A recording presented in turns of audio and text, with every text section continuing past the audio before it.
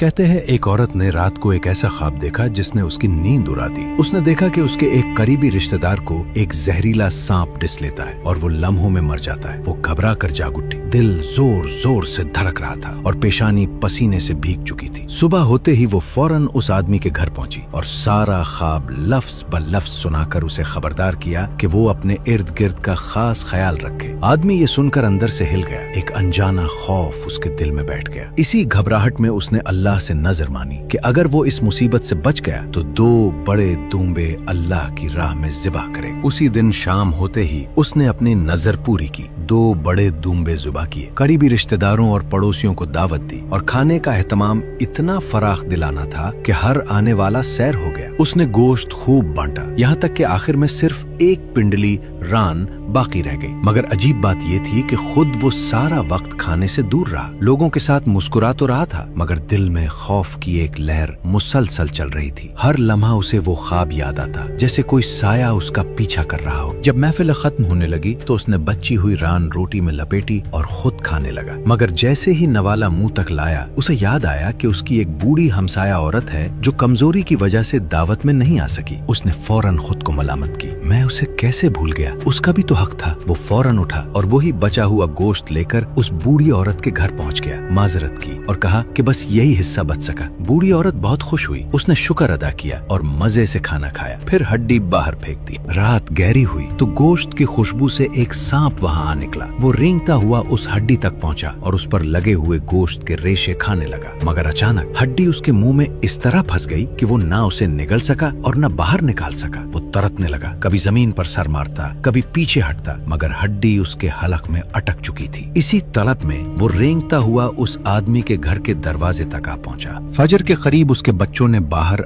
अजीब सी आवाजें सुनी, जैसे कोई चीज जमीन से टकरा रही हो। उन्होंने बाप को बताया। जब वो बाहर निकला तो ये मंजर देखकर दंग रह गया। वही सांप हड्डी में उलझा हुआ बेबस पड़ा था। उसने फौरन उसे मार डाला और अल्लाह का शुक्र अदा किया कि उसे एक बड़े खतरे से बचा लिया गया। इस लम्हे उसे एहसास हुआ कि जो नेकी उसने की, जो खाना उसने अल्लाह के नाम पर बांटा, वही उसकी हिफाजत का सबब बन गई। ये वाकया बरसों तक लोगों की जबान पर रहा और एक मिसाल बन गया कि ज्यादा खाना खिलाना मुसीबतों को दूर करता है। सदका, खास तौर पर खाना खिलाना, इंसान के लिए ढाल बन जाता है। और जैसा कि नबी करीम सल्लल्लाहु अलैहि वसल्लम ने फरमाया कि जन्नत में ऐसे बुलंद दर्जे हैं जो उन लोगों के लिए हैं जो दूसरों को खाना खिलाते हैं, सलाम को आम करते हैं और रातों को इबादत में गुजारते हैं। इसलिए याद रखो, कभी किसी को खाना खिलाने का मौका मिले तो उसे जाया न करो, क्योंकि बाज़ औक़ात एक छोटा सा नेकी का अमल इंसान को बड़ी मुसीबत से बचा लेता है।